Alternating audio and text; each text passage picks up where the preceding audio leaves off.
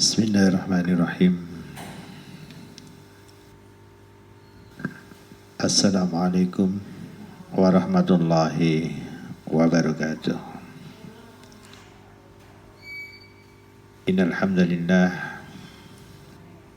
bi ni'matillah wala haula wala quwwata illa billahil aliyyil azim. A'udzu billahi minasyaitonir rajim. Rabbi shrah li sadri wa yassir li amri wahlul 'uqdatam min lisani yafqahu qawli. Shadaqallahul azim. Amma ba'du. Melanjutkan kitab Ta'lim Muta'alimin.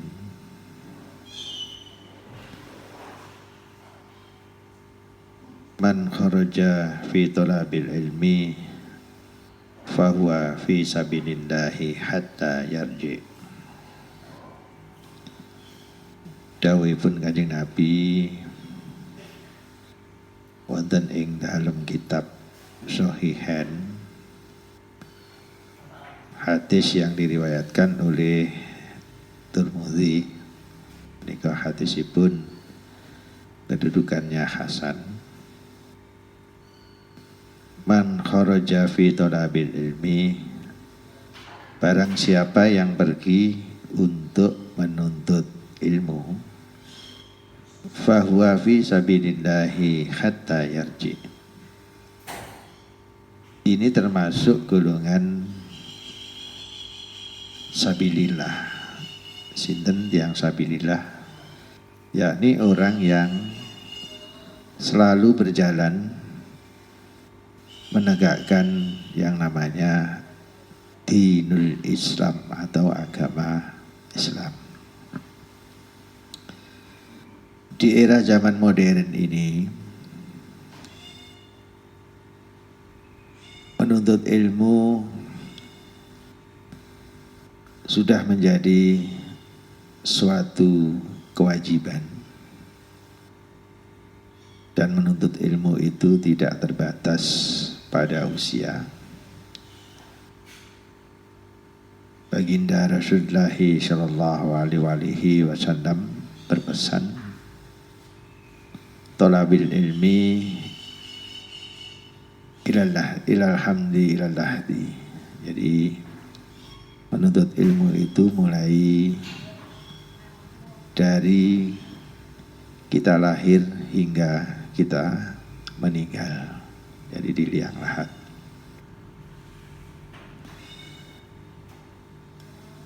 Di era zaman sekarang nampaknya ilmu semakin berkembang, baik di bidang ilmu agama, terutama agama Islam, maupun di bidang ilmu pengetahuan umum atau namanya sains. Memang ada dua kutub yang berbeda. Sebenarnya tidak berbeda, seolah itu berbeda antara ilmu agama dan ilmu pengetahuan. Mungkin yang membedakan adalah latar belakang, baik nilai implementasi ataupun cara berpikir. Niki ngapunten. Ini jamaah majelis zikir ini kan beragam, Jadi mohon maaf, tingkat pendidikannya mungkin ada yang standar, ada yang di atas standar. Kalau niki sering di WA, di Japri. Gus nek ngaji aja dukur-dukur. Kalau mboten tapek paham, ngoten katanya. Kalau matur nggih, coba sama kami usahakan mengaji kitab Ta'lim Muta'alimin ini coba kami sederhanakan. Sebenarnya menurut kami tidak terlalu tinggi, mungkin bahasanya saja yang perlu kami sederhanakan. Contoh begini, ketika tahun 78 1978 ada seorang ulama besar dari Jawa Timur yang namanya Allahyarham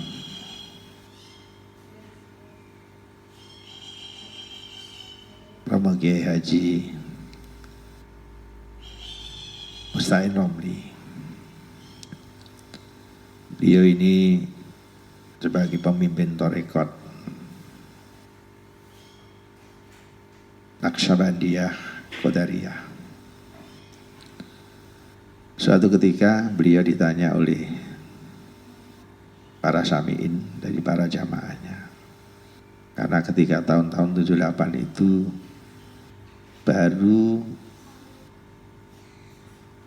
muncul, jadi orang Indonesia khususnya warga di Jawa Timur, khususnya para jamaah dan santri, itu baru tahu istilahnya namanya komputer. Dulu komputer itu bentuknya besar, tidak seperti sekarang. Sekarang semakin kecil semakin mini. Ada namanya laptop, ada namanya notebook, dan sebagainya. Kala itu Kiai Haji Musta'in Romli menjelaskan kepada jamaah, derek-derek nopo sing jingarani komputer niku. Jadi apa yang disebut komputer? Komputer niku telo digodhog. Jadi dianalogikan pohon ketela atau pohon misalnya itu dimasak, lajeng dikepeli, diremet-remet, artinya itu diremas, lajeng diparingi gula Jawa. Nah, dikasih gula Jawa katanya. Lajeng dicampur gula Jawa, dikai bunder-bunder, jadi dibikin bundar bentuk bulat. Nah, terus niku digoreng, didahar, kemudian digoreng dan dimakan. Kata orang-orang para jamaah, oh yai niku jenenge jemblem. Jadi kalau makanan Jawa namanya jemblem.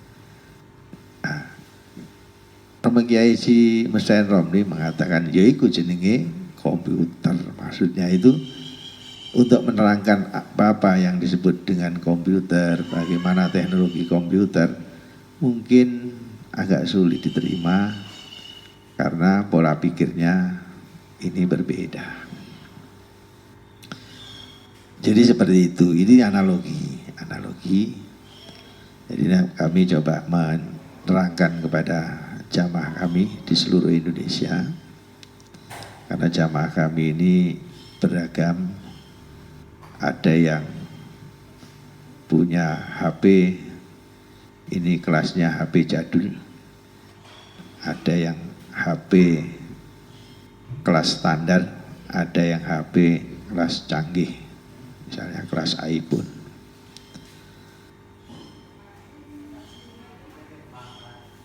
Tentang keilmuan, ilmu agama itu adalah ilmu yang kita gunakan untuk keperluan ibadah sehari-hari.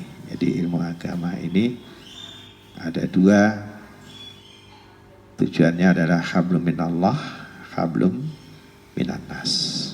Jadi bagaimana ilmu itu digunakan untuk bertata krama kepada Allah, dan yang kedua adalah bertata krama kepada sesama makhluk, khususnya manusia.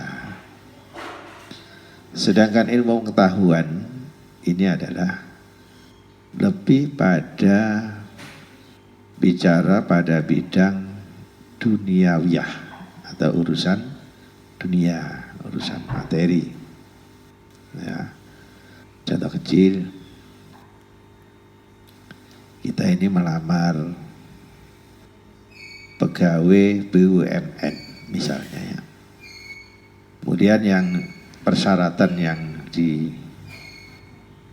ditentukan adalah salah satunya harus berijazah S1 fresh graduate dengan nilai indeks prestasi minimal 3. Misalnya ini. Kemudian datanglah seorang pelamar, seorang pemuda pelamar dengan style yakin karena dia merasa bidang agamanya cukup, mungkin cukup lengkap, dan dia merasa setiap hari sudah sholat tahajud itu mungkin puluhan rakaat, sholat rawatibnya tidak pernah telat, bahkan mungkin dia hafal Quran. Namun ketika melamar sebagai pegawai BUMN dengan syarat ketentuannya adalah ijazah strata 1 atau S1 atau sarjana, maka sudah dipastikan sang pemuda yang melamar pekerjaan tadi pasti ditolak, tidak diterima karena tidak sesuai dengan ketentuan yang berlaku. Ini maksudnya bahwa dalam kita memahami ilmu agama ini belumlah cukup, harus dilengkapi dengan ilmu pengetahuan atau sains. Itu tadi yang kami sampaikan bahwa ilmu sains ini lebih pada bicara soal duniawiyah, jadi urusan dunia. Tapi kalau ilmu agama itu lebih pada hablum minallah wa hablum minan nas, jadi urusan kemanusiaan dan urusan tata krama menghadap Allah. Memang soal rezeki ini tidak ada parameter bahwa seorang sarjana itu pasti kaya, kemudian orang yang tidak sekolah itu pasti miskin. Belum ada parameter yang jelas. Hanya saja ketika seseorang itu dia meningkatkan keilmuannya, insya Allah ini hampir signifikan, hampir setara, hampir sama dengan perolehan rezeki. Ini sebagian besar begitu. Memang ada orang yang tidak sekolah tapi kaya raya, ada banyak, tapi tidak banyak. Ya. Oke, kembali kepada soal keilmuan antara ilmu agama dengan ilmu pengetahuan.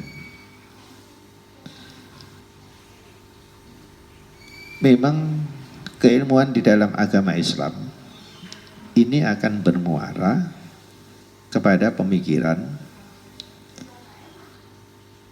sikap ataupun akhlak.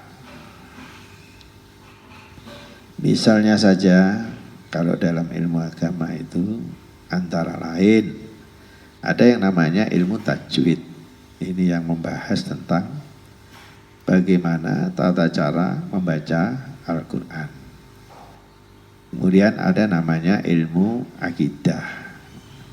Ini yang membahas tentang keimanan dan batasan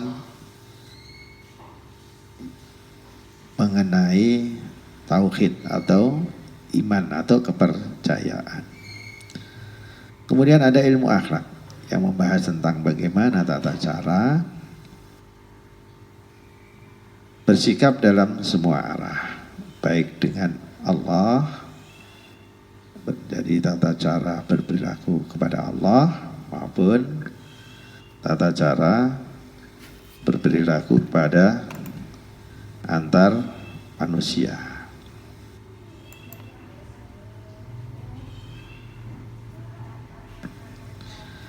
Kemudian ada yang dikenal dengan ilmu tarikh atau sejarah itu membahas suatu peristiwa, kejadian masa lalu, kronologis masa lalu, untuk dijadikan hikmah atau dan uswah bagi para santri yang sedang belajar agama. Kemudian ada namanya ilmu fikih tentang tata cara dan aturan hukum syariat yang sumbernya dari Al-Quran dan hadis. Kemudian ijma, kemudian qiyas, terakhir ijtihad. Ya. Contoh ilmu fikih perkembangannya itu, contohnya ketika sekarang muncul yang namanya pandemi wabah COVID-19 atau namanya corona. Ini para ulama seluruh dunia melakukan ijtihad. Ya. Karena di Al-Quran, di hadis, di ijma, di qiyas itu belum ditemukan hukum-hukum yang jelas. Maka melakukan ijtihad.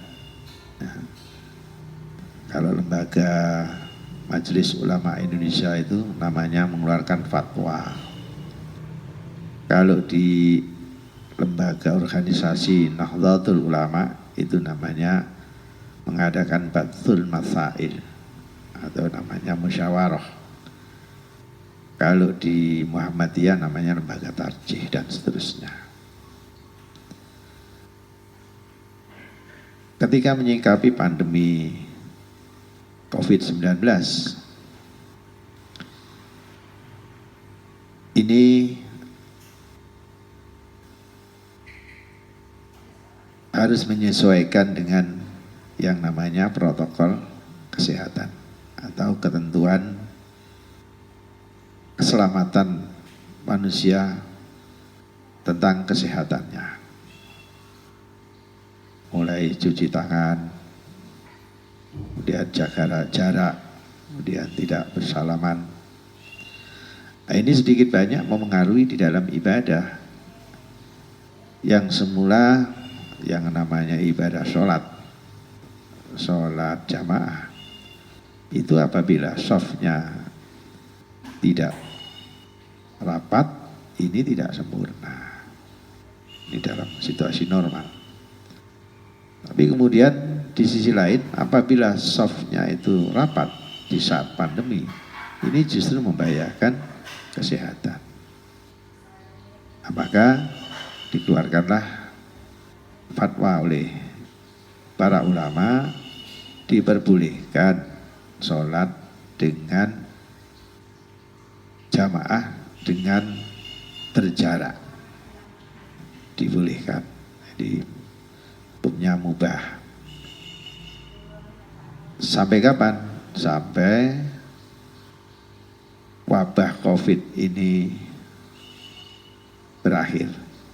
Kapan berakhir? Wallahu a'lam bishawab. Kita juga tidak tahu.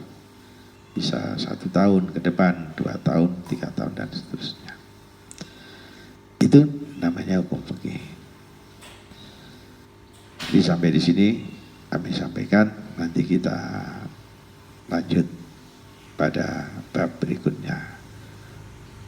Semoga ilmu kita oleh Allah dijadikan ilmu yang bermanfaat fitini wa dunya wal akhirah. Allahumma amin. Al-Fatihah. Bismillahirrahmanirrahim. Alhamdulillahirabbil alamin arrahmanir rahim maliki yaumiddin. Iyyaka na'budu wa iyyaka nasta'in ihdinas siratal mustaqim. Wa la ta'dina amin ya rabbal alamin. Astaghfirullah rabbal baraya. Astaghfirullah minal khataya. Rabbi zidni ilman nafi'an wa wafiqni amalan maqbula. Sallallahu ala Muhammad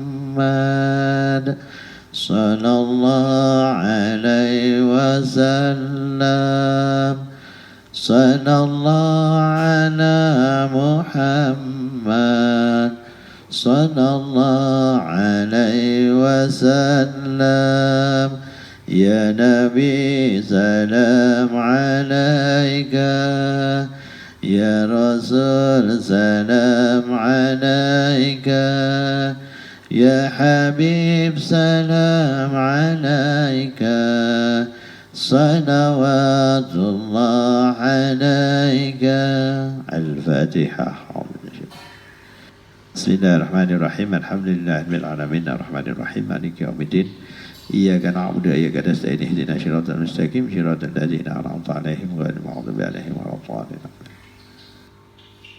والله موافق إلى أقوام الطريق. والسلام عليكم ورحمة الله وبركاته.